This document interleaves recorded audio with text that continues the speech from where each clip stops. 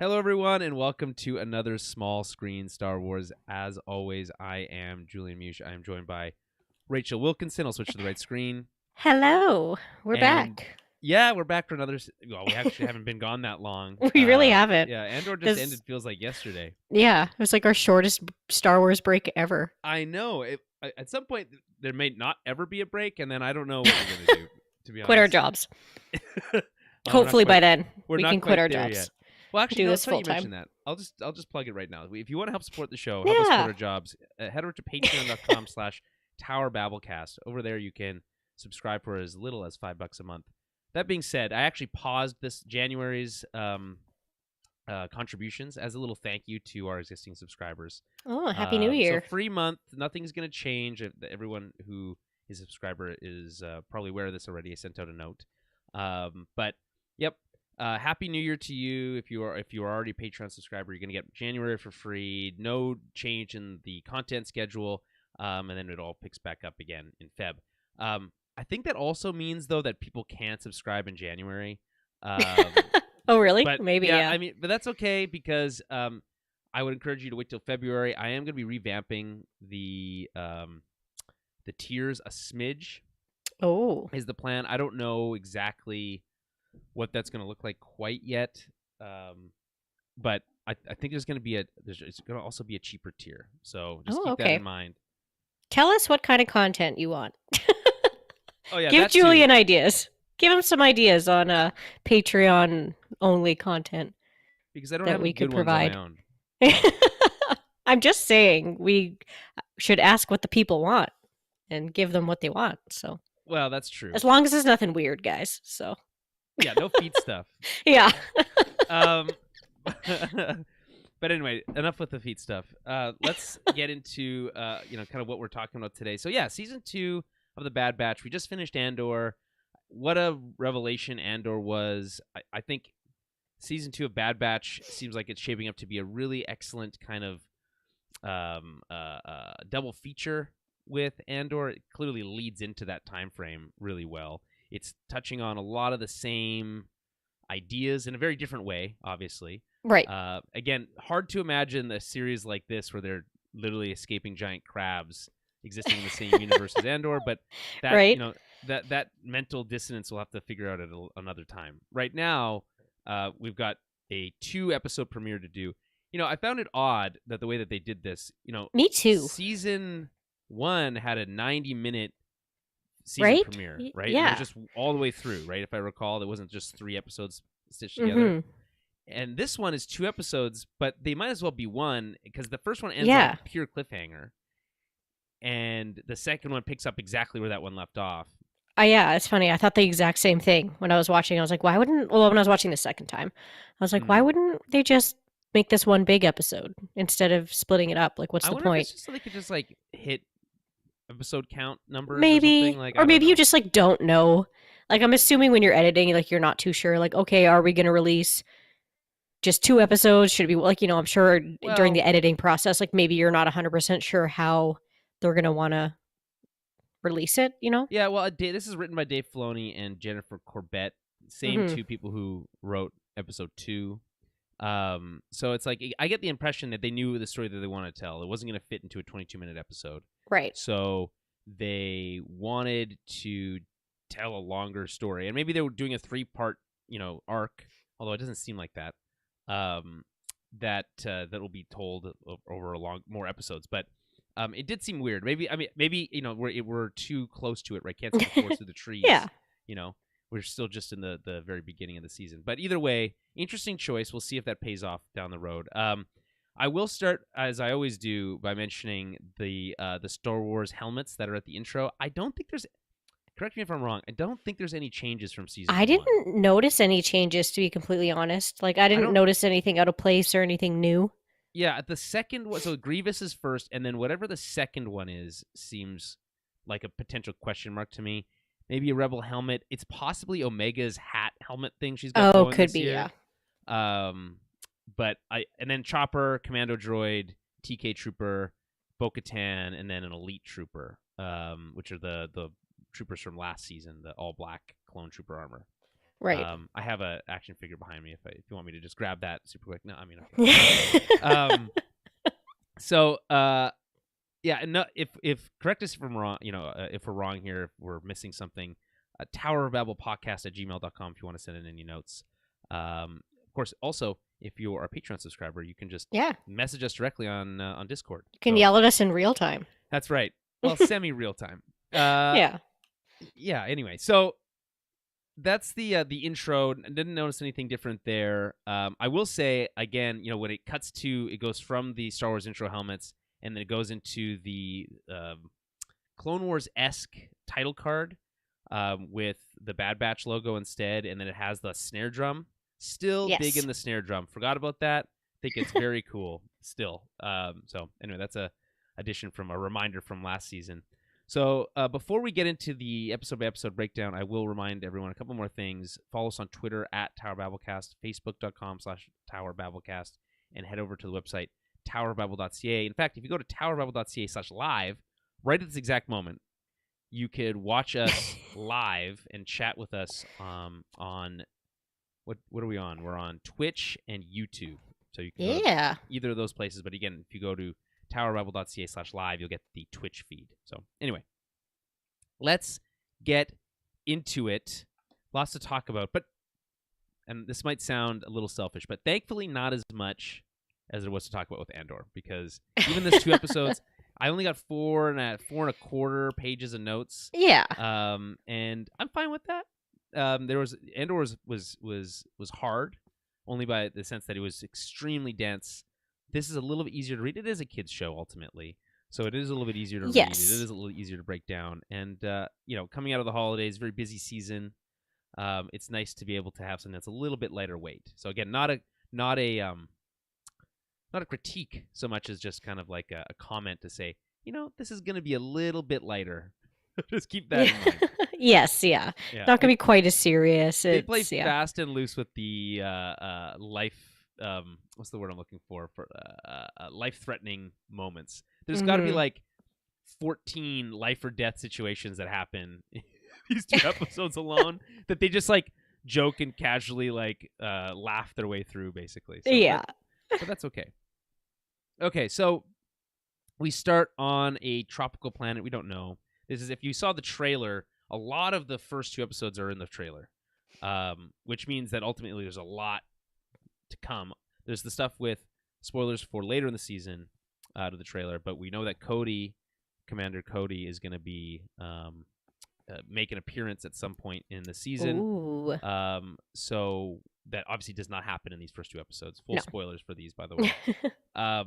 But most of everything else from those trailers does actually happen in these first 2 episodes, which leaves a lot of room for, and this is something that Star Wars has been very good at, which is they release a trailer and then it's just a trailer for the first episode and not a whole season, which is actually totally fine with me.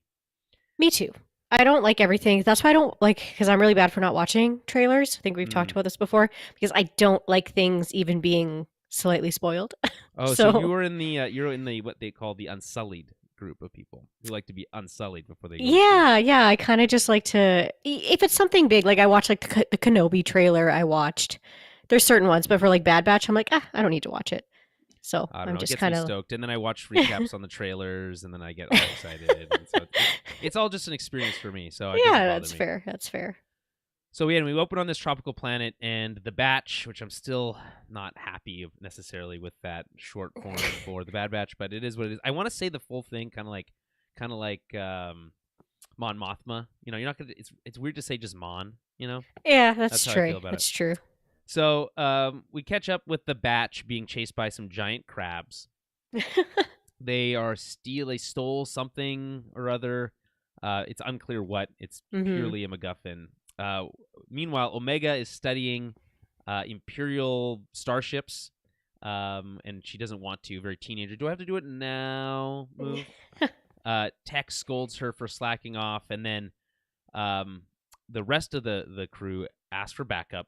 So Omega gets bumped off the ship, but don't worry, she catches a line and does some really cool action stuff with her bow to keep the crabs at bay while Tech flies the Marauder. By the way, the Marauder is still top-tier ship name. It's such a good name. Yeah. To pick up the rest of the crew. I love the line from Hunter, "Why is Omega hanging off the ship?" The side of the ship. Yeah. I like that. So yeah, just a kind of a fun opening sequence to kind of get us back into the spirit of things. I think largely designed to show us that Omega is much more capable this season than she was last season. Unclear how much time has passed. Although I was going to just ask you. I was like, question, do you think she has aged a little bit? Because to me, she looks slightly older. They've definitely tweaked her design, and I think it's to make it look like she's aged. Yeah. I'm guessing. I feel like at some point they say, oh, like after they mentioned how like after Topoka City, they stayed off the Emperor's, the Imperial radar, yada yada yada. Yeah. But it's unclear how long. Maybe a year. That is my sense of things. Yeah, like to me, it didn't seem like it was like a crazy time jump or anything, but I wasn't too sure because I was like, like she looks just slightly older, like a little bit taller. I don't know.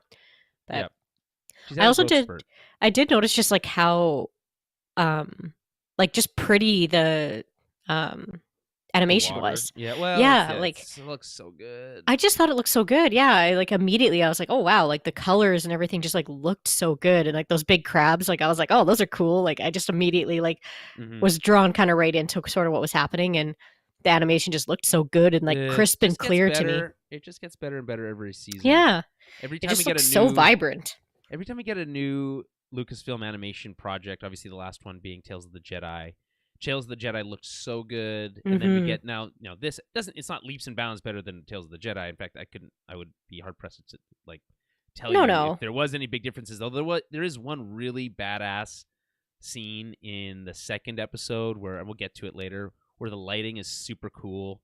But we'll get to that later. But I mean, ultimately, it's just like they really are at the hitting their stride or have hit their stride, and just know how to like just put up a screen by side by side image of season 1 of the Clone Wars. Yeah, I was just gonna say that. To this, and it's like a completely different. It might as well be a completely different show. I mean, it is technically a different show, but a continuation of.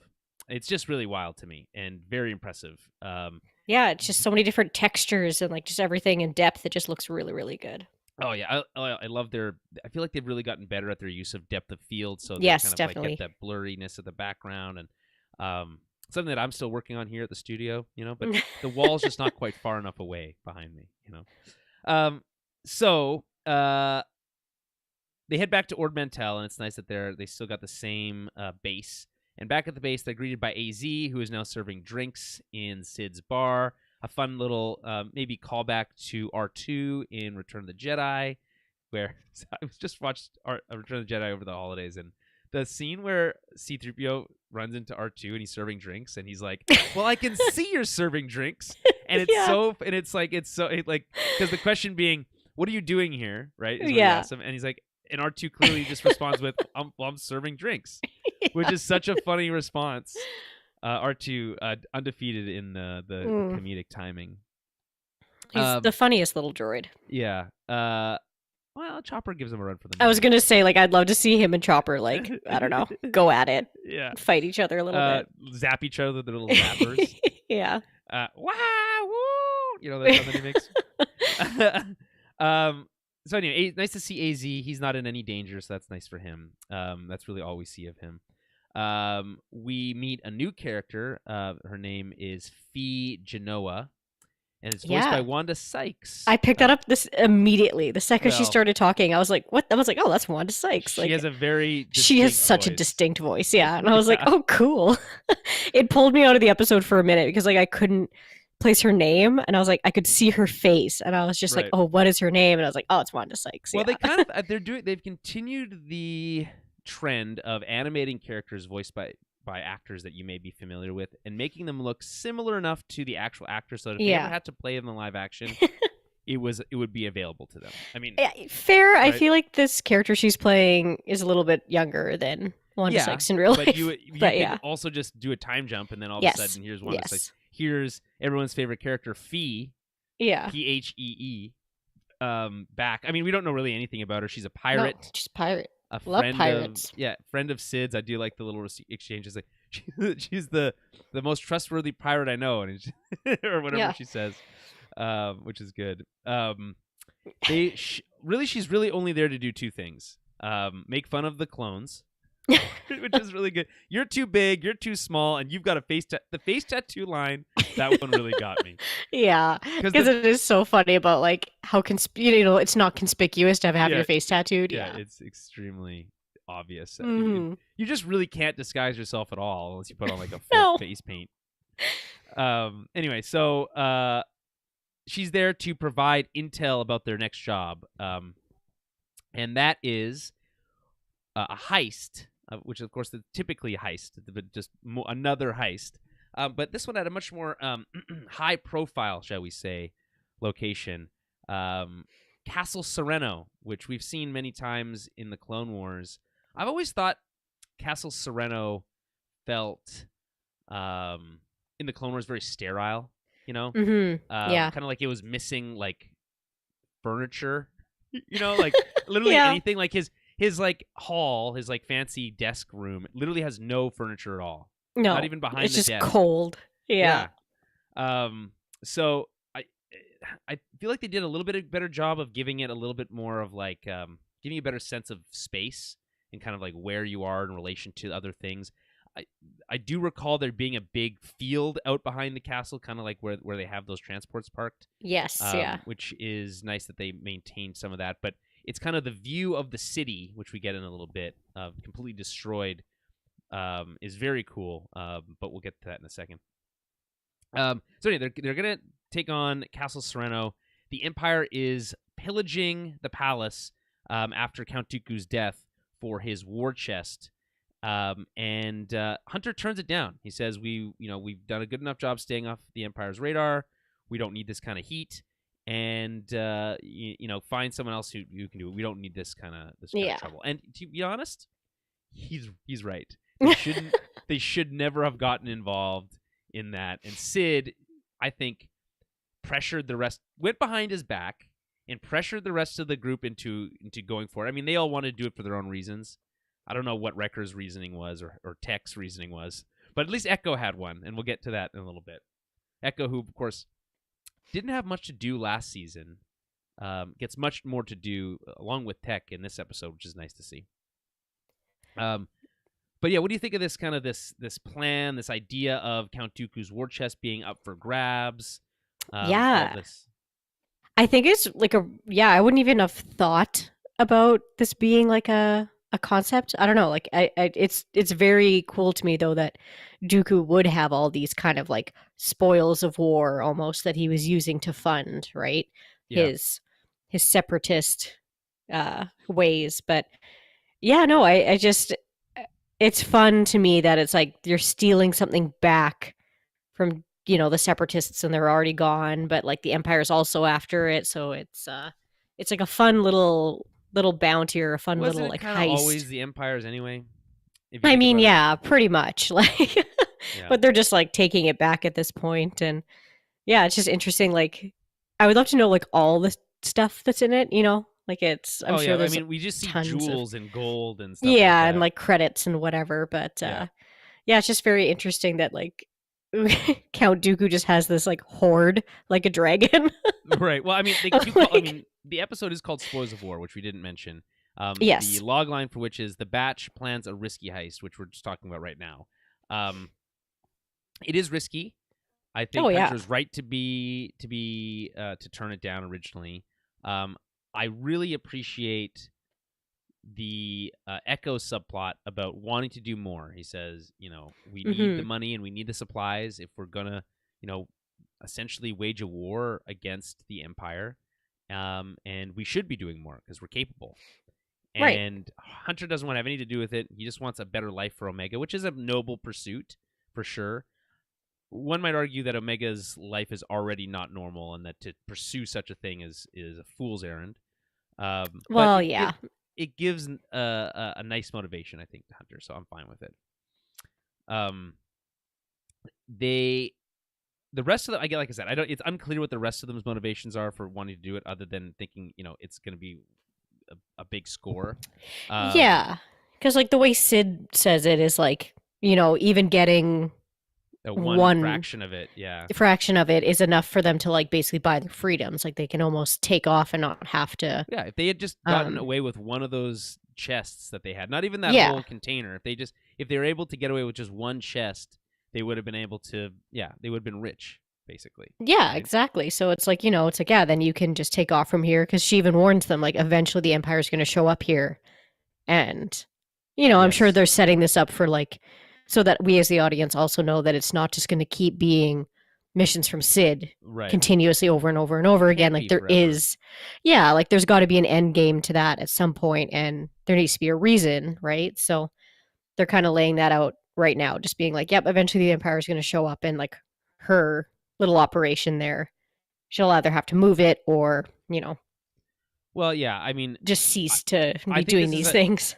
This is like a core subplot or theme, even, I would say, a core theme of the entire series, which is that, like, left unchecked, the Empire will touch everything. It will consume all, right? And that it requires action. And this is, of course, a message that Andor, like, drilled home, really well. Think Nemec's manifesto. In fact, I'll reference Nemec later as well. But think of Nemec's manifesto as being a great example of kind of like really the action plan required by someone, a group as capable as the Bad Batch, right? Right. To stand by and do nothing is, you could argue is criminal by these people. So yes. Anyway, very cool.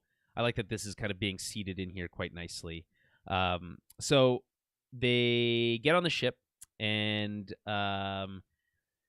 there's this kind of exchange between Hunter and Echo about kind of the reason that they're doing this, kind of what we just talked about. And Echo overhears what they're talking about and kind of feels like it's her fault that or internalizes the what Echo's saying, which she kind of takes it out of context, which is that Echo's saying, they're in this place because of Omega, but that doesn't mean that they blame Omega. No, of course not. It's just a statement of fact. Yes, the truth, right? So she feels guilty and then holds on to that guilt, and it actually makes her extra annoying during the next two episodes, during the rest of the episode. Yeah, but it's fine. Well, and at the same time, it's like, well, what were they going to do? Just leave her there to die? Like, what is the alternative? Right. Like, it's, at this, there's, and I don't know. I don't know how to word this. I don't really see how she would be like holding them back from doing. Well, yeah, I also struggle with this. I feel like I was missing something about this whole argument. Like, it's like, there's like a piece missing, because she's like, you guys can't have a normal life because of me, and it's like, why? First of all, Echo has a robot hand.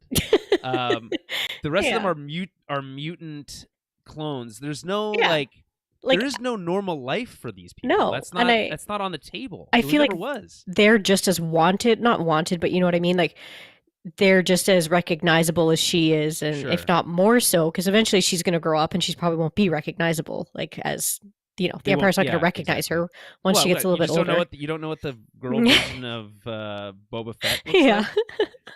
Right. So, and it's like they already take her on these really dangerous missions all the time. So it's like, why can't you just do whatever you want? Like, it's not like, Please say it. This mission, or however she says it. It's very specific. I was like the pirate lady just said, you're not very conspicuous. Like, Wrecker's giant and half of Hunter's face is tattooed. So, like, good luck hiding. Right. But again, Hunter's motivation being, okay, well, we get the score, we can go into hiding and give her and really what they're saying is they can give her a normal life, and she's kind of flipped it on its head.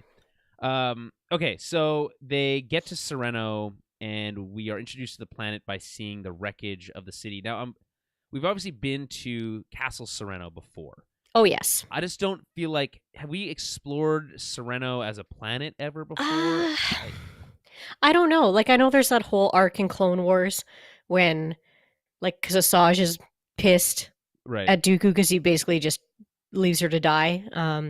And she goes back with some of those other Night Sisters, like, to Sereno and tries to assassinate him. First time we go there, it's called the Night Sisters? Maybe. Yeah. And it's like, because that's the one where, like, what's her name? Mother Talzin does all that weird voodoo and like gets into Dooku's mind and like all that stuff, and they like mess with him pretty hard. But Yeah. that's more just all in his like chambers, like It's where all he's in the sleeping. castle. It's all in the Exactly. castle. Yeah. Oh yeah, his little pajamas. Yeah. Yeah. And then honestly, he just beats the bejesus out of all of them anyway. So they don't end up assassinating him, obviously. But yeah, I mean, I'm trying to think of like other times that we've actually seen the planet, but I feel like we haven't really explored at least much of the planet, or I didn't even realize that was like Dooku's homeworld until this. Well, so which like is really fun for me is that I listened to the audiobook of Dooku Jedi Lost, which is a very good audiobook. I would highly recommend. It's really more of like a radio play. Which it's an actual like physical book, right? I don't know. Actually, it might. I'm sure it is. It might just be an audiobook. That's not a thing. If it's an audiobook, it's probably read. I'm pretty sure it is a real book. I'm trying to think if I have it here or not. Cavan Scott. Is a canon audiobook written by Cavan Scott and narrated by a full cast. Oh. So let's see. Go to so I can't read the real book. No, just listen to it like a normal person. No, I like to read. There's a paperback version. Okay, yes. I was like, I'm almost sure there is, but because that is next on my reading list. I'm finishing up a Thrawn one right now, but it might be written like a play though, so just be wary of that. Anyway, it's very good. It spends a lot of time on Serenno. It deals with Count Dooku's past, how he basically was born as a prince of Serenno, but because of his like force powers, he was like shunned by his parents, and his parents, by the way, shitty people, and by the way, also his brother, also super shitty. Interesting. Not good leaders. And then, spoilers a little bit, but basically, Dooku leaves to become a Jedi, right? Right. Then he becomes disillusioned, which we see, of course, in the most recent animated series, Tales of the Jedi. Yes. And then he steps away from the Jedi Order, but remains friends, quote unquote, with them.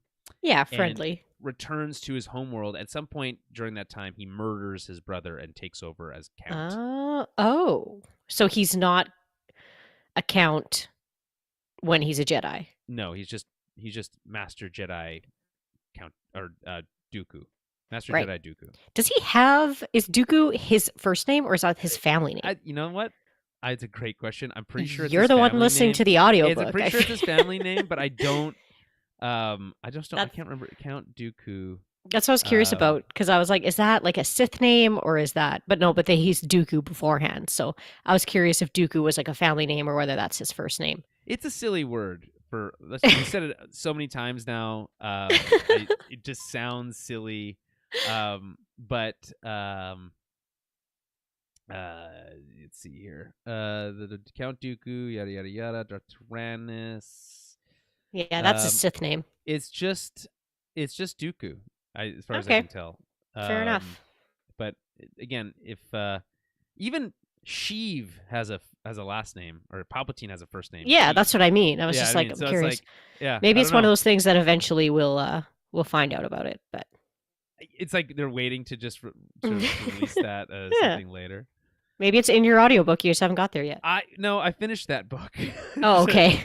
Count Dooku full name. Let's try that and see what we get. This is what Google Count Dooku Darth Tyrannus is what it gave me here. Yeah, that's not. So okay, it's just Dooku then. Fair enough. No. Okay, here we go. In Dooku Jedi Lost, his first name is Dooku. I don't remember this detail. The nobility of Serenno does not have last names. Okay. Interesting. And then a title. Cool. Dooku's birth name would have been Dooku of House Serenno. So. Oh, interesting. That's pretty cool, actually, that there isn't family names. That's kind of an interesting. It's different because it's weird, and that's cool it's like how you don't. Yeah, it's almost how like they don't recognize like relation in like within a family kind of thing. Like it just doesn't matter. It's interesting. Yeah. Cool. You learn something new every day. Yeah, some things I already knew. So anyway, we're introduced to the city by seeing wreckage of the city. destroyed by orbital bombardment. Echo's quick to point out the same thing that they did to Poca City on Camino. So very cool visual, a little foreshadowing for later. They scope out the cargo. It's being shipped out by the Empire in massive quantities. These massive carrier freighters, basically, a class 4 freighter, technically, carrying so many of these, like, basically sea cans, right? These canisters, right? And they, just crazy to think of how much money that is. It's like just wild to think about. He is the right. I think at the time of the Clone Wars, he is the richest man in the galaxy, Count Dooku. Oh, probably. Yeah. We also see some V-wing fighters.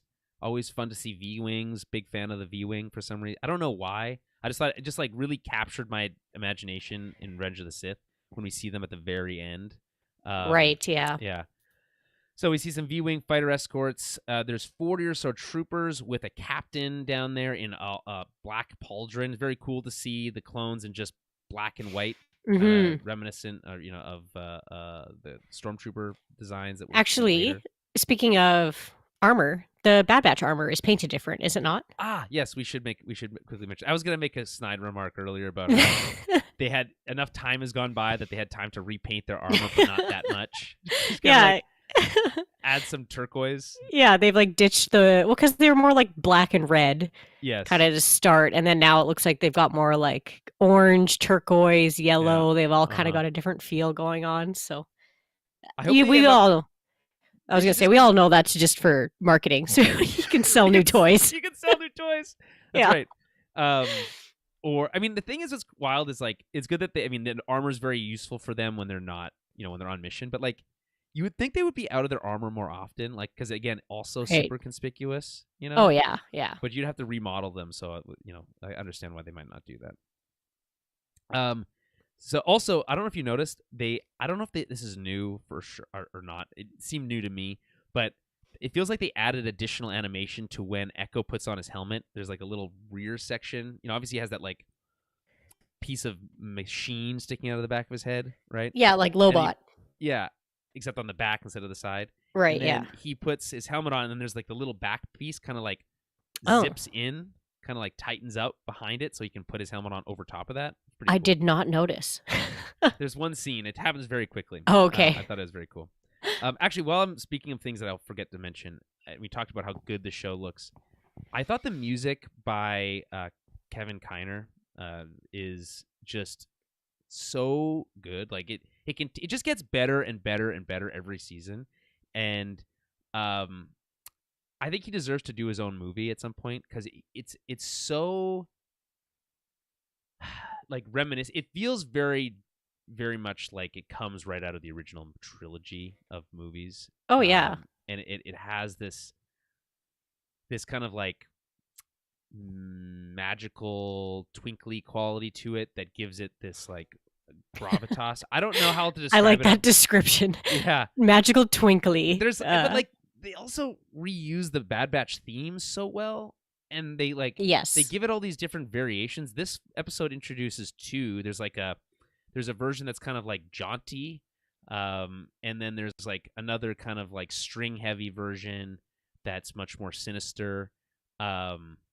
I think it's like top notch stuff. Even like the very first that opening sequence with the crabs has a very like actiony kind of original trilogy type Empire Strikes Back type music in it. Yes, and I just love it so much. So again, I actually I meant to write down the specific moments where I really liked the music, but I on my second rewatch, surprisingly, I picked it up more than the first time I watched it, and then the second time I was so busy taking notes I kind of missed some of that. But it's sprinkled throughout, and it's all very good. Did any of the music stick out to you? Yeah, you're better at the music stuff than I am, to be completely honest. You say that every time. I know. It's just I think my brain just focuses on other things. Mm-hmm. And the only time that I really like focus in on the music is if it's You spooky. Before you hear the Force theme. Well, that I like the different themes, but if it's like kind of spooky or creepy, that Sure. grabs my attention a little bit more. Or like if it's supposed to be a little bit more kind of like horror suspense, then I'll pick up on it. But yeah, if it's just kind of regular, not regular, but if it's just kind of going along with like an action scene, I don't notice it as much because I'm kind of focusing on other stuff. But okay, so back to the episode. The plan is to loot the first most nearest sea can, and while Hunter prepares a distraction by blowing up some of the V-wings, they are in the process of doing that, and they're interrupted by a trooper, which they stun.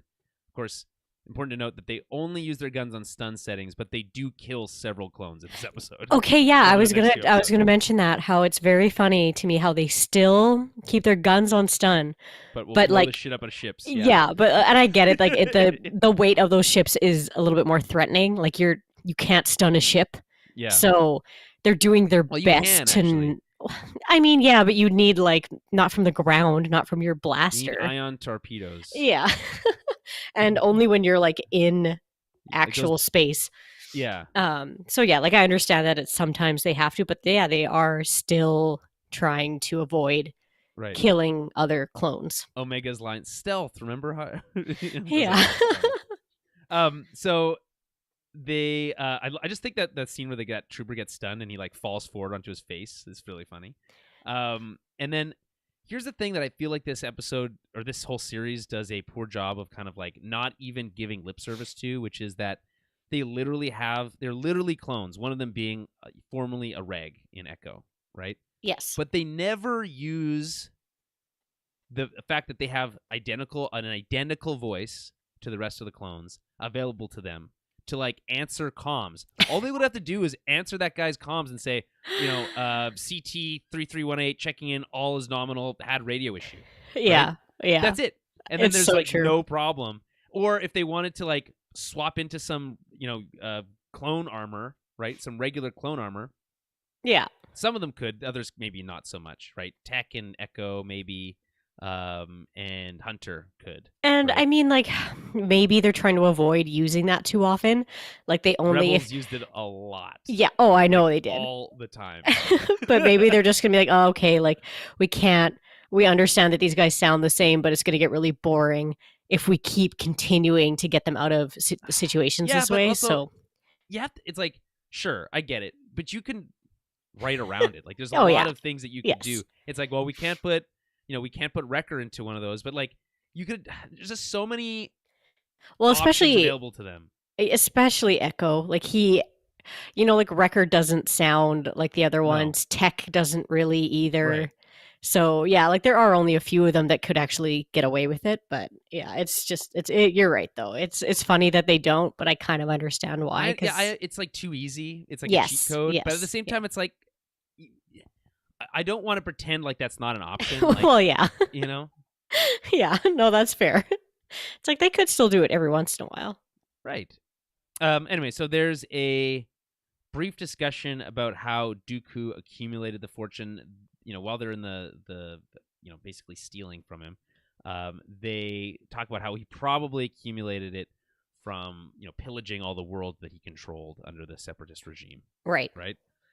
And that is partially true, but we find out more about that later. The clone captain jumps into action. So as soon as the officer does not, that trooper does not report in. And I love this about these two episodes. I think it's so fucking cool that this clone captain is like super capable. He's like really good at his job.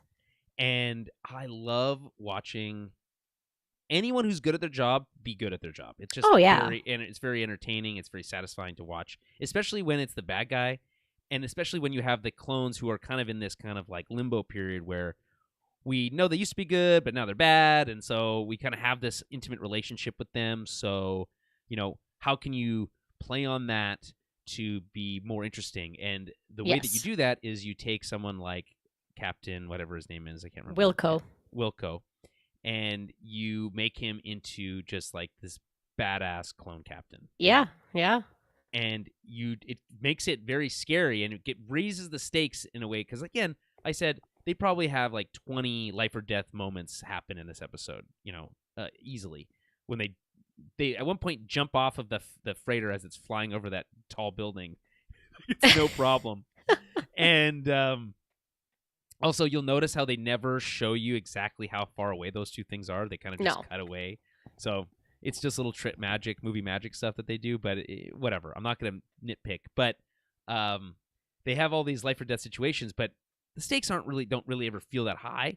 So if you introduce a clone captain like Wilco, it really raises the stakes, because it feels like at any moment things could turn, and they do a couple times. I think they do a really good job of that. So right from moment one, when Wilco jumps into action, and every decision he makes is like the right decision to make. So he's like, okay, lock it down. We're gonna set up a perimeter, and then they blow up the V-wings, and he wants to know why, and he's like, okay, we don't know what's going on yet, and he's not clear exactly what's going on. So he orders the rest of the freighters to take off right away so that there's no waiting. He just it's all very logical decisions that he makes, right?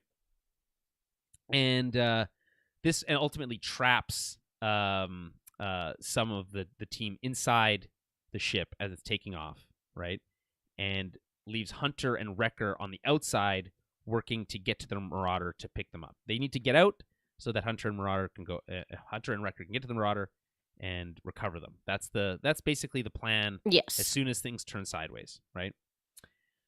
So as the team takes off, the team on the ship is working to get further into the ship so they can get to an escape pod. When I knew this episode was badass was when they're like, eject the escape pods. That's their only way. Right? Yeah. Right? It's so cool.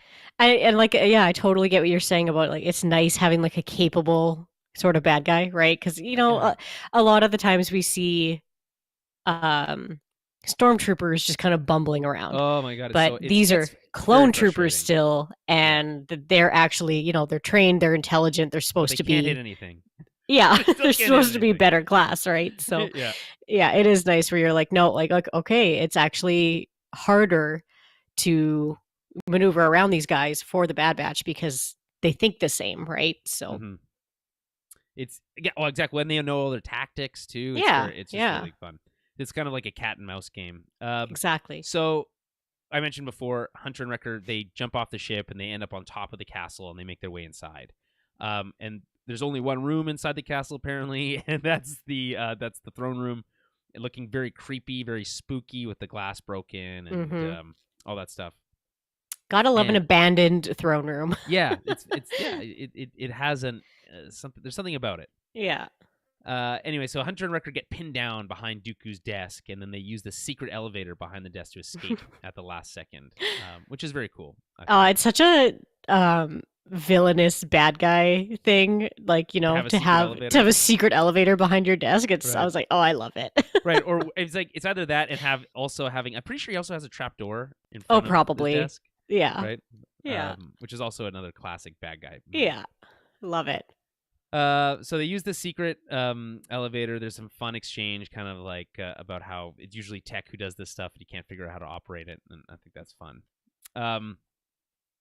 On the ship, Echo, Tech, and Omega defend themselves from various trooper squads, while Captain Wilco orders for the ejection of all the escape pods to prevent their escape.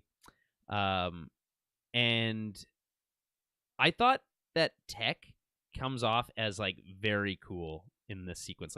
When he opens the lid of that chest to defend himself from blaster fire, and he's just kicking the crap out of these regular clone troopers. Yeah. He didn't. I feel like.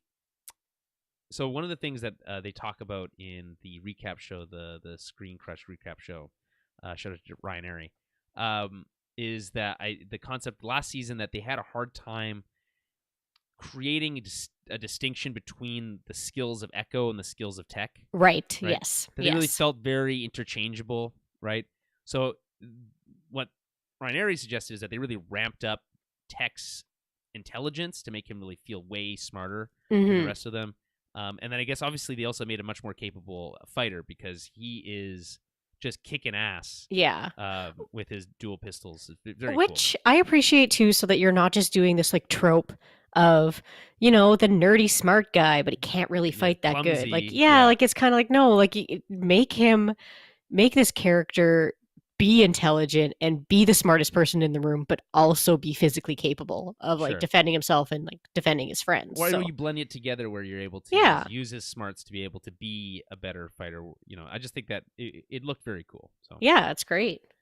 So luckily, Omega has studied ships, and that studying has paid off. So she's able to quote the manual for a Class 4 freighter, which apparently are equipped with containers with re-entry thrusters. Now, I was thinking about this, and I think it makes sense. I guess in theory, what you could do with a freighter of that size is instead of landing it where you might not have a big enough landing space to land a freighter that big, is you could like fly over and then do a controlled drop of the containers, and they would land using their re-entry thrusters. So I guess it makes some sense, but again, also very convenient. Well, I would say it makes sense. I feel like supply drops are like a very normal thing in military. They come in containers like that. Typically. Well, yeah, but it's Star Wars. Yeah, sure. All right, fair enough. Yeah, I mean, real world, they have like little parachutes or something. I don't know. But I just feel like in any like military video game or whatever, you get drop boxes. Yeah, supply drops. Yeah, that's true. Yeah, like I think it's a very normal kind of thing. It's just cool that they have little thrusters in them. Like, yeah. Oh. I mean, yeah, you got to have a way of dropping this box to the ground and not killing all the people inside of it. Sure. That are hiding. So new plan is to have them launch the container before they leave atmosphere, and then he says, I swear Tex says this line twice in the episode within like 5 minutes of each other, but like our window of opportunity is rapidly closing. I feel like he said that exact line earlier in the episode when they're like scoping everything out, but I don't know. Could be wrong there. It came off as a little funny to me, but anyway, all the containers drop. It's very cool, and we cut to cliffhanger. That's the end of episode 1. Here's some of the themes that I picked up on. I think that they're going to be touching on. We touched on some of them already. Okay, military-industrial complex is expensive, and Dooku is very rich, right? So this money is going to the Empire, and the Empire needs that money because they need it to build all their Star Destroyers and all, et cetera, right? And the amount of money needed to maintain a military that size is unfathomably large. You think about the U.S. military budget in the billions of dollars, hundreds of billions of dollars. Trillions, you mean? Right. Trillions of dollars. Trillions? Right? Yeah, it's insane. So that's one theme, right? We might touch on this one. Omega is more capable now. We touched on that.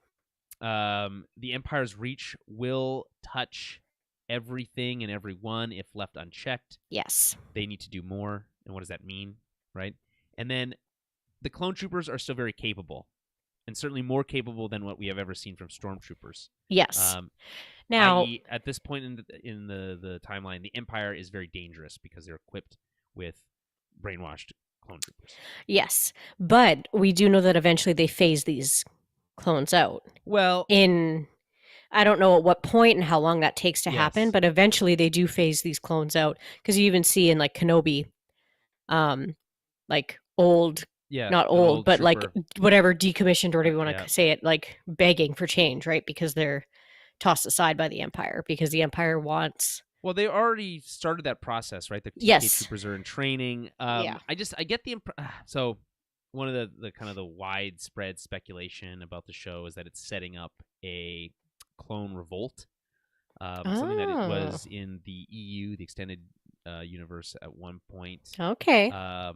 And I'm very much like, and then they teased a little bit of that last season when they had that that commander with the turquoise pauldron. I can't remember his name. Oh I don't remember. He was had really cool hair. You remember this? You know what I'm talking about? Not really. Side buzz. Yeah, he was the one who got arrested at one point because he like dropped. He's like, what the Empire's doing is wrong. You don't remember that? Not off the top of my head. This is on the episode where they went to Ryloth. Okay. Yeah. Yes. Okay. Yeah. So I have to remember. He has a cool name too. That captain. But anyway, it seems like they're possibly setting that up, and then also the line from the trailer that Commander Cody says is, he quotes the line, "Many troopers are beginning to question the order," and then it's a response by who's the sniper guy again? Crosshair. Crosshair, thank you. He basically says, well, then they're traitors just like the Jedi.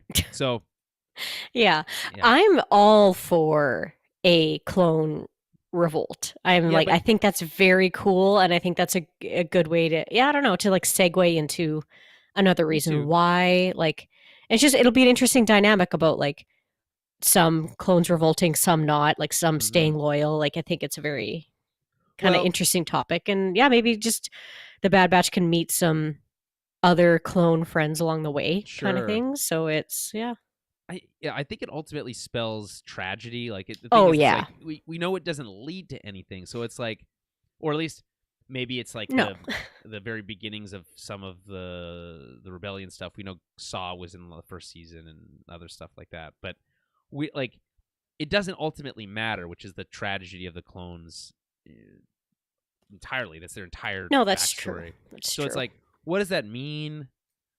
I want it because I want them to have a little moment of redemption, and maybe that's all I need. Yeah. I'll find out when we get there, I guess. Yeah. Okay, so let's get to part 2, which is, or episode 2, which is Ruins of War. The Batch must decide who to trust as they plan their escape. Not a great log line there, because it's really just like, what do you mean, who do you trust? It's just that one old man. Well, right? Yeah. It's like you can't really trust anybody. There's literally no one else to trust. So anyway, so Spoils of War, obviously very obvious why it's called that. We're talking about the war chest, which is literally the spoils of war in its most literal sense, right? The money that they accumulated from war. And then the Ruins of War, which is hinted at in the first episode, when you see the destroyed city, right? Which is the opposite side of the same coin, which is that, you can think of like the Nazis like looting the French museums for those famous paintings, right? Yes. And having them like locked up in these bunkers and stuff and slowly uncovered over the decades. To get those paintings, they had to destroy French villages, right? But the spoils were they got famous paintings or etc. Yeah. And you lock them up in a room and never look at them. Exactly. Put them in behind that beige wrapping paper. So anyway, this is kind of about again showing the opposite side. We get to meet someone, a survivor of the destruction of Sereno. So it's just really interesting to see more of that. Okay, so we're back on Sereno, and we pick up right where we left off with Tech, Wrecker, and Omega in the container. For this point forward, I'll be calling them the Forest Team because it's easier to say that than list all three names at all point.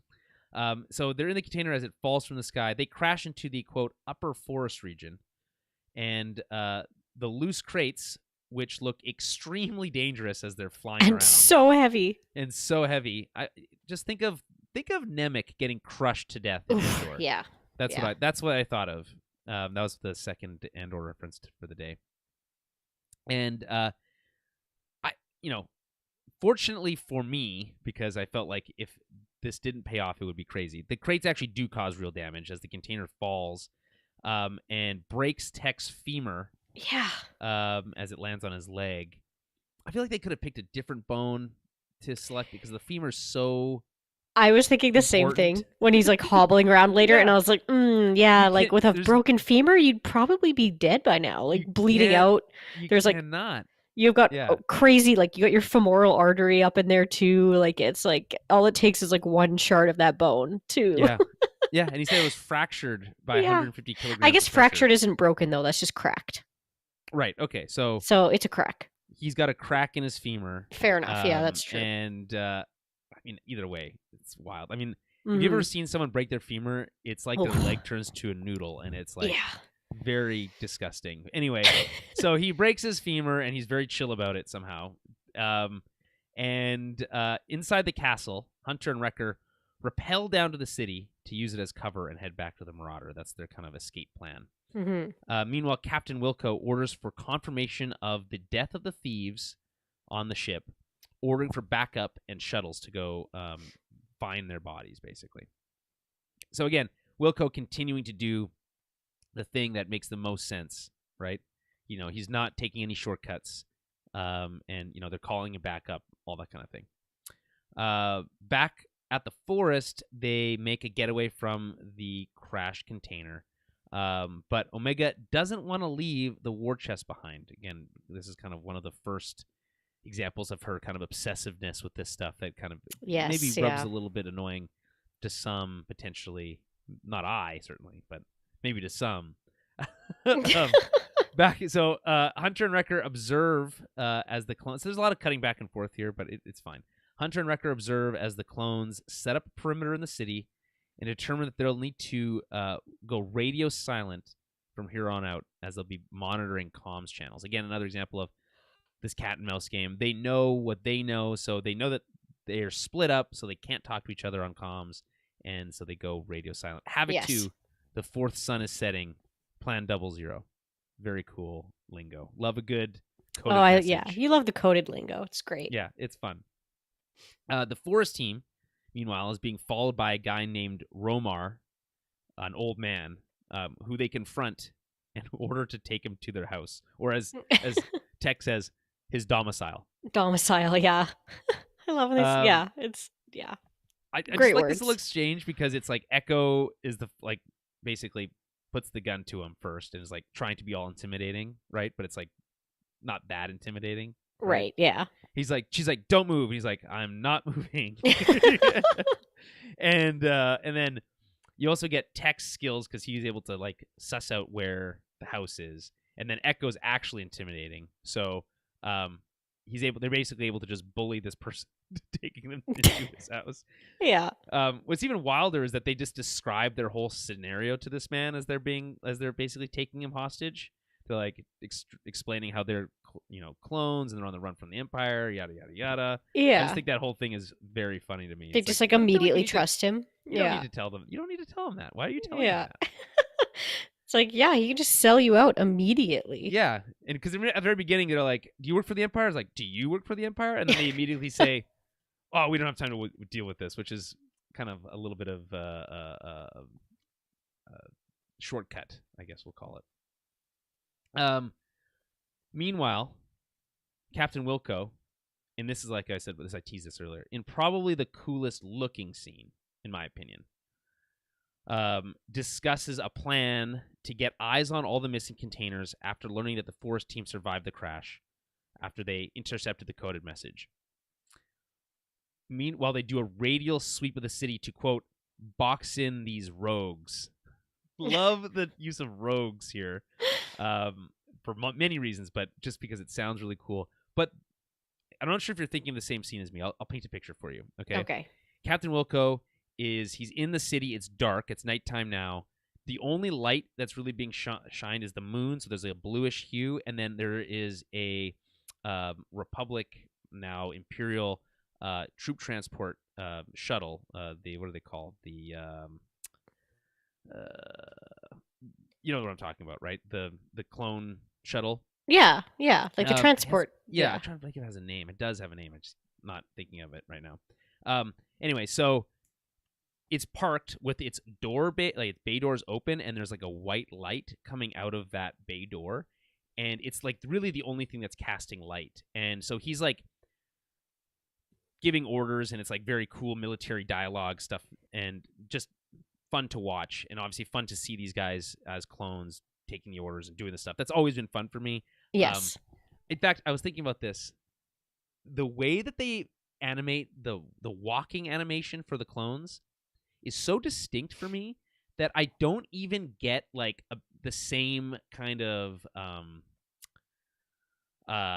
joy that I get from seeing clones in animated form by Lucasfilm Animation that I do as seeing them in live action, because they don't walk the same, they don't move the same, and it really doesn't. It just gives me it just doesn't click the same way when I see the clones with when they're walking with their their hands on the gun. They got their two hands and they're walking in a straight line. They got this very specific type of gait that they've animated, and it really nails the feel of the clones to me. So you've got this commander with his badass black pauldron giving all these orders, and then the door, and while he's giving this order, the door closes to the shuttle and it takes off, and the lighting completely shifts, and it just and then you get speeder bikes roaring off, and I just think, wow, that's some really cool imagery. Star Wars imagery that you just don't see every day, and I just thought Yeah. it was really lit really well. So yeah, that's my Well, award for my favorite it's scene. that, and it's just like the attention to little details like that really, I don't know, just set it apart from other animation and other animated shows where it's like they're putting that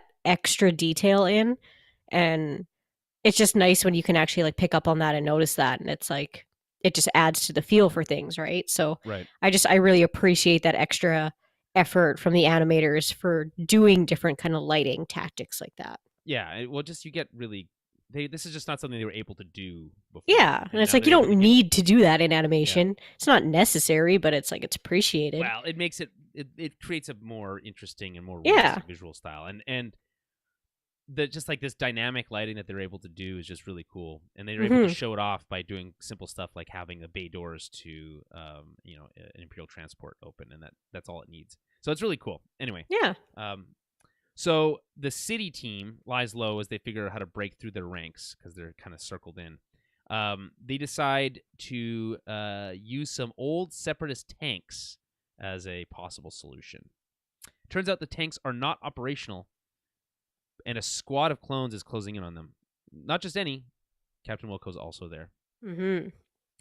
Meanwhile, back at Romar's house, they talk about how he ended up in the forest in the first place. He's a survivor of the destruction of the city, which is interesting. And he believes that the war chest is cursed, basically. And reveals to Tech specifically, more so, because he's kind of like the audience surrogate here, that he didn't just get that money from looting planets that they controlled. He actually stole from his own people. Yes. What's wild to me, so crazy. It's just really kind of interesting dynamic that it kind of plays out this way. But we just saw Dooku. If you remember in Tales of the Jedi, there is a episode where him and a young Qui-Gon go to, it's a very spooky planet. There's like mist everywhere, and it's really cool. And they're there to rescue the prince of the planet or whatever. Yeah, because they're going to investigate that Jedi's death too. Yeah. Yeah, and then they find out that the king or whatever has been basically stealing from the people and has left the people destitute. And Qui-Gon is pissed about this, but more so, Dooku is pissed. He just wants to just be like, it's wrong. He basically wants to decapitate the guy and move on, right? Yeah. Fast forward a few years, and Dooku's in the exact same position, and he's doing the exact same thing to his people. Yeah. So, yeah. Power corrupts. Absolute power corrupts. Absolutely. So okay. So I just think this whole scene is really interesting with Romar. And Omega is obsessed with wanting to go back and find the treasure, basically. Romar calls it cursed. He doesn't want any part of it. Omega tries to justify it, saying it's not cursed. It's stolen, and we there's lots to go around. We can share with you. We can help you get your city back. She's just really she's grasping at straws, trying to justify going back for that money because she feels like it's the only thing that justifies her existence in the group. Yes. Anyway, Omega's then tasked with keeping an eye on the old man. There is this interesting exchange here where they talk about, Omega's obsession with going back for the money. And Romar has this cool line about how, I guess you're not that different from the rest of the clones if you're only concerned about completing your mission. Yeah, right? Hey, yeah. So that's a sick burn on good Romar's clones part. Follow orders. That's right. Yeah. Good soldiers. Good soldiers follow orders, yeah. I also really like this. This really ties well into Andor as well. So third Andor reference for the episode. But Romar here says he doesn't want anything to do with the war chest. He just wants to be left alone in the woods so he can so that the Empire can take their money and leave. Right? Yes. And there's this idea, and this is this undercurrent, this belief, this delusion, really, by the regular folk, self-delusion, that if they just keep their heads down and leave the Empire alone, the Empire will leave them alone. Yeah. Right? And that's just not how it works. Nope. It's not in this story. Because, like I said before, the Empire comes for you all. and we know that really well. And you just think of Marva's speech, right? Yeah. You know, Yeah. we'd keep the things going, and they'd leave us alone, right? But Mm-hmm. and I'm not going to repeat the whole. I'm not going to repeat the whole speech, but her speech is very empowering. If they played that speech for Romar right now, I mean, she's still very much like alive and doing Well, other yes. stuff at Yeah. this time, but he would be. I think he might have a different tone and a different tune. Yeah. But I get it. You're just so frustrated at this point. Like, How as his city's destroyed. yeah, and it's like even before his city was destroyed, like Dooku was there being corrupt with power and taking everything from his own city and his own people on top of that, and then Yeah. he loses, and then the Empire still comes in and destroys that city. Like, it's Well, what do they say? It's the cost of his pursuit of power or pursuit something of like that. power or something Yeah. like that. Yeah. So, these poor people are just so frustrated because you think the war is over and then your city gets destroyed regardless. It's, even though you didn't Well, want to be there, but I guess you were separatists. So, the funny thing about yeah. this is that I go down this whole long laundry list about how the Empire is not going to leave you alone. But to be honest, once they steal that money, that city's already destroyed. They might actually never come back to. No, they'll Serena. probably just leave. Yeah. They don't give a shit. Yeah, No. yeah. After So they have what they yeah, want, they probably yeah. will leave. Yeah. Like, yeah. that's. Unless they think they can mine dunium there or something. Yeah. Okay. So I thought that was really good exchange. Omega chats with Romar, and he gives her a toy, a kaleidoscope, which she thinks is a piece of treasure. There's jewels inside, which is Yeah. very cute. And he says, quote, "It makes you happy, and that is worth more than any jewel." Right? And I think at the very end of the episode, he says, "Remember what I said." I think that's the line she's telling her to remember. I think so.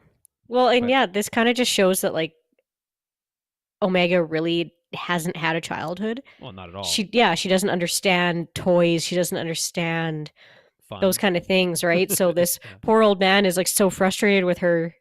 He gives her something and she's like, "Oh, it's not treasure." Like, she just thinks it's immediately not worth anything. He's like, "No." He's like, "It's supposed to be fun. It's a toy. Like, she leaves it behind. Oh, how!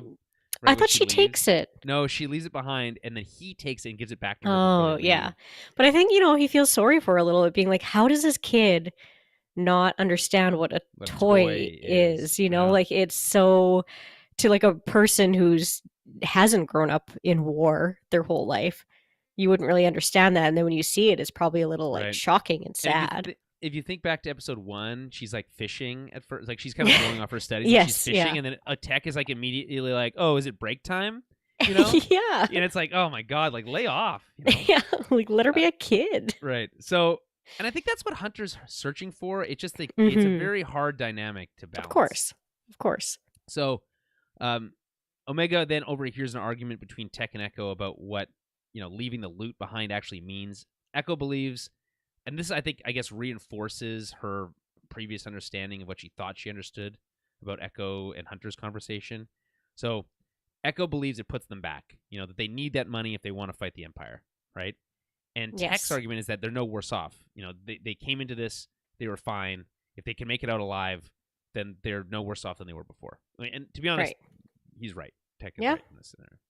As he says before, he's very rarely incorrect. So that line, actually, that scene earlier, where he's like, "If I'm wrong, we'll be sucked out into the atmosphere and die."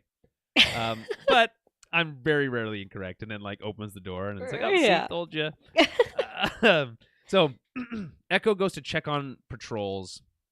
Well, Tech works with Romar to fix an old data core that stores cultural artifacts, like music and art from Sereno. Tech calls it a separatist archive, but is corrected. Yes. And reminded that Sereno existed before the war, which really shakes Tech for a moment. He kind of has a moment where he says, "Whoa, wait, I never really considered that. I never really thought about it like that before."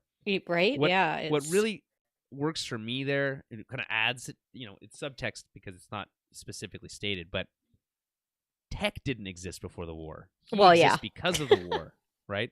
So this idea that there's a whole culture, a whole history to a planet like Sereno that is separated from this black and white concept of separatists and republic, might be difficult for someone who was literally born and bred into that system to kind of wrap their head around. And he kind of like gets some new context by saying, oh, no, these are just people.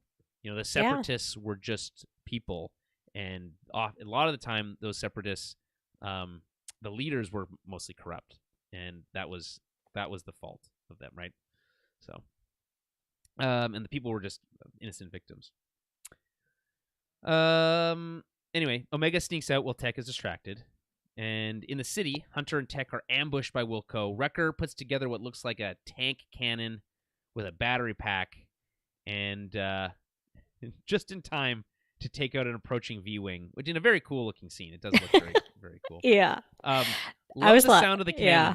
Oh, so good. I was laughing at this because even, like, Wrecker, he is what he is, but I feel like he's a very, like, one of them, even though he's kind of dumber than the rest of them, he is one of the most useful Bad Batch characters. He understands explosives. Well, that, and because of like just physically how much he can push and carry, like how many times we've seen this guy, holding on to something to like hold everybody else up, or pushing something over a ledge, carrying these massive crates of things, like being able to rip a cannon off of a tank and then shoot the cannon. He says here, I make a pretty good tank, which I think is a little cheeky acknowledgement to the idea that, like, when you put together like a D&D squad or a team, right? You kind of got like these names for these different types of characters, right? Yeah.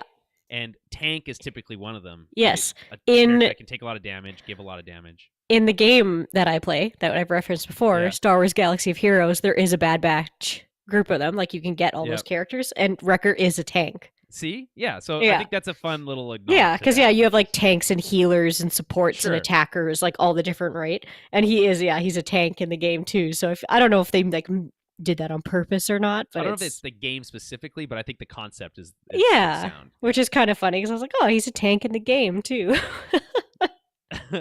So they just wreck shop with this tank thing, and they at one point crush 2 clones under a massive boulders. They're for sure dead. Like, there's just no, like, I guess the difference is they don't shoot them directly with the cannon, but he aims above them and drops these massive boulders onto them. It's like, okay, it escalates very quickly. Yeah. I do notice suns. For the most part, he is trying to just shoot like the ground, or he's trying to shoot above them to try to make them scatter and break formation. Unless he's shooting at the ships, then obviously those guys are dead because those explode. That goes back to, I was like laughing about that before, about how it's funny how they are trying to just stun them. Like, you can tell that they don't really want to like physically shoot these other clones yet. I think it's just the show being like, we can't have our heroes just murdering so many clones. So we have to figure out some sort of way to make this work. It's very like, I don't know if you remember G.I. Joe back in the day, like the 80s cartoons. But they would do stuff like, so they would shoot laser beams, right? Because they weren't allowed to have bullets. And then they would shoot laser beams, and no one would ever get hit. Like, you would never get shot almost ever. And then you would like blow up tanks, and you would see helicopters explode and all these things. But anytime a vehicle exploded, they would always show the people jumping out just in time. Yes. Like, so if a helicopter exploded, you'd see the person jump out and the parachute go boop. That's funny. And like always, it was like a rule that you couldn't show people die, I guess, or whatever. Well, and like kids stuff, kids media back then, I guess. Interesting. So they've loosened those rules, and it's like, just let them murder a few clones. They're trying to kill them. It's just self-defense. Yeah. But I get why they don't, because it's, I get it. I understand why they don't do it. So it's, it's interesting that they're still sticking with that. So, unless they're literally blowing up planes, but, And again, shout out to the sound effect for the cannon. It's just very cool. It's good. So, in the forest, after restoring the Sereno archive, the team goes after Omega, but Tech has to make it there on his own with his broken femur. A clone squad is approaching on speeder bikes, with Echo having to retreat into the container down the repelling line for cover. I love this next little exchange with Omega, where he's like Echo, I look, all the treasure I got. Look, we're gonna make it. It's gonna be great. He's like, did you not hear the blaster fire? Like, and I thought that was really funny, because it's like her response is so disproportional to what's actually going on. Like, he died almost Yeah. twice in that in like the last 30 seconds. Yeah. So I just thought that was fun. And so the clone squad calls for backup, the bad guy clones, as Tech does his best to take out the remaining clones that are there while the rest come for backup. So, and he does a really cool job. Again, absolutely badass with his broken femur. You don't see it because it's like behind the tree, Right. you know? And they've got that like Gatling gun cannon set up, and it's just very cool. I thought the whole thing was dope. And then in the city, Hunter and Wrecker make it to the Marauder as Wilco calls in air support. Back in the container, Omega loses her treasure but insists on getting it back as the container is about to fall down the cliff. She tells Echo she heard them on the ship and feels responsible for the team not having a normal life. She thinks getting rich will change that. Echo convinces her to let it go, which I think is a direct reference to Indiana Jones, and they make their escape at the last second. Mm-hmm. And I don't think that, by the way, that's a reference that was called out in the Screen Crush recaps. Oh, okay. Yeah. It's a direct reference to, I think, they're like, maybe it's a direct reference. I think there's no chance it's not direct reference to, because the line is exactly the same. It's a very similar circumstance to The Last Crusade. So anyway, Tech is found by Romar, because I guess Tech was so exhausted by his taking out these last clones that he literally passed out. And Romar's there to help. They use speeder bikes to get a cable down to Omega and Echo. And that at that moment, I wrote it down. LAT, Light Aerial Transport, I believe, arrives. That's the ship I was talking about earlier. And Tech uses the blaster cannon to take it out very easily, I might add. Yeah. And although pretty cool, like how it cuts to it crashing against the cliff as like Omega and Echo are like right next to it. Yeah. You know, just so many opportunities for them to die left and right. Romar uses the speeder bike to pull them back to safety, just as the Marauder arrives, taking out another V-wing in the process to pick them up. And right before they leave, Romar gives Omega the toy and tells her to remember what he said before staying behind, saying that he'll be fine and he's a survivor. Yes. I think we'll see him again at some point. On the ship, Omega apologizes for losing the war chest, and Echo reaffirms that they made the right choice in rescuing her and kind of basically saying that all of season 1 was worth it. Yeah. And I think you had two lines here. If it wasn't for you, we might be working for the Empire right now, right? So that's a good point. Point 1 to Echo, and then he says, of course, the very nice moment. I do it all over again, right? Which is nice. Of course, for him, it's a little different because he was, though not exactly the same mission, he was literally, being tortured by the Separatists. So it's like a little bit different for him. He doesn't really have a choice for normal life anymore, as we talked about before. But yeah, not really. Neither here nor there. He's like partly droid now. That's right. More machine than man now. Yeah. Lastly, we catch up with Captain Wilco, and this scene is so cool, as Admiral Rampart arrives on Sereno. And you think it's to be like to check in on what's going on, but apparently it's not that, because Wilco's talking about how they recovered like 85% of the war chest, but he's going to chase that down to perfection as a good soldier, right? And he's going to vow to get it all back, but that's not why Rampart's there. Instead, he wants Wilco to change his official report to remove any reference to Clone Force 99. Yeah. Because admitting that they're still alive would look bad for him because he reported to Tarkin that they were dead on Kamino. Right, yes. Wilco refuses to falsify the report. I love this. I just love the look on his face. I love how it's like the slow play where he kind of like stands there and he's looking out onto the destroyed city, and he just, I will not falsify an official report. Yeah. I also think it's funny that that's the line that he draws. Not right? Killing children. I'll kill kids. That's fine. Yeah. But Jedi younglings, no big deal. No biggie. But falsifying a report, that's paperwork. Yeah. Yeah, exactly. Right? You're going too far now. That's right. And so he turns around just in time to see Rampart shoot him in the chest as he falls down the cliff. Yeah. I thought the falling body was a wild choice to show. Right? Yeah. Very cool. What a ballsy move. Like it's not even like he's in the compound. Like Yeah. Rampart's just out in the open, doesn't give a shit, just shoots him. Yeah, just murders him, and it's like, holy just because crap. he didn't want to change his report. He didn't even try negotiating with him. He couldn't have said like, can we like change the report to say it looked like it unknown might have been or them or like whatever, like can we just like soften the language a bit? And he's just saying like, nope, it was them, it had to be them. And I guess maybe that's like this dogmatic approach, which is the problem, right? You need yes men if you're running an empire, and I guess it's you would think the clones would be the ultimate yes men, but I guess not.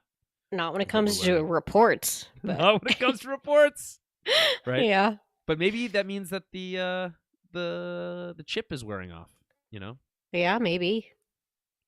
Yeah, but it's not like, yeah, it's true.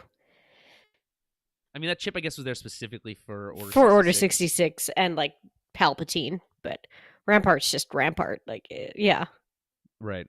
So, I don't know. I just found that interesting. It sets up a whole other kind of, like, subplot for the season. Yeah. Which is that Rampart has to now kind of handle the Bad Batch on his own, I guess, or on the down low. Right. Yeah. Yeah. Right. Which is kind of cool because, you know, it evens the playing field a bit. It does, and it takes out like the rest of the Empire right now. So they're not necessarily like being hunted per se because Tarkin thinks they're dead, etc. So it's it's kind of cool so that you're not like, you don't feel like they're having to fight the entire Empire. It's just a little more one-on-one. Sure. Well, with that, I guess I didn't really write down the themes. The themes are the same. Oh yeah, I mean it's the same really episode, here, right? Yeah. But there's more. I mean, there's the kind of that underlying. I mentioned I talked about it before. Obviously, that underlying tone of like, you know, keeping your head down. That'll save you from the Empire. That, you know, that kind of stuff. These are threads that are, you know, we've seen sewn into different parts of Star Wars, really brought to life in Andor. It's really nice to see it here.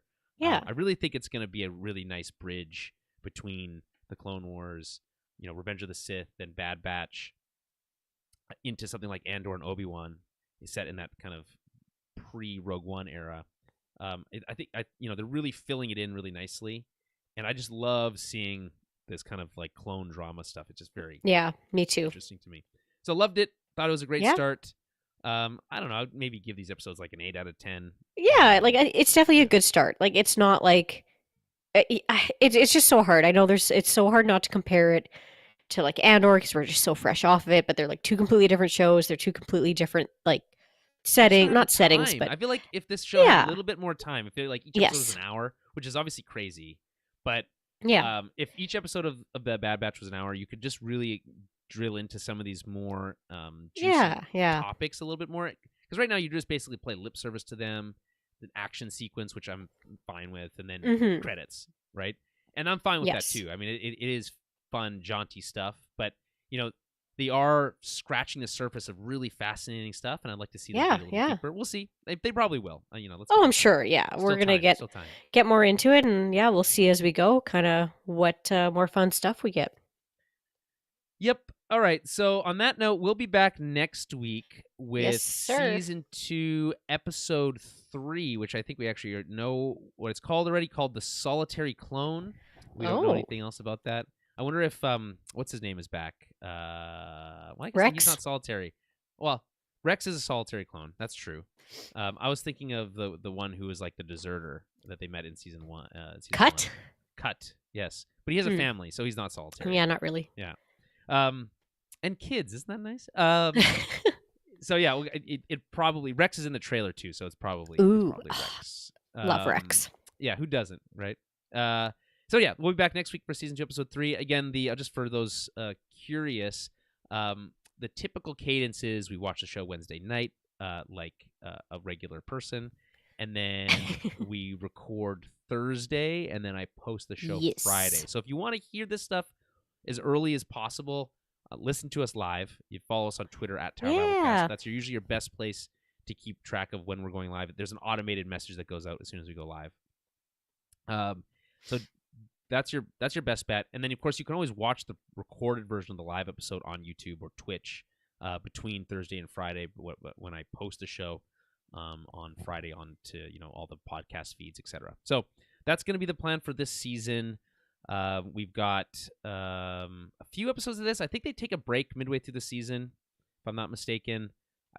That might be around when Mando premieres. Maybe, yeah. So much there's Star Wars. There's lots of stuff. So it'll be very exciting. There'll be more TOB stuff as well. Tower Babel stuff.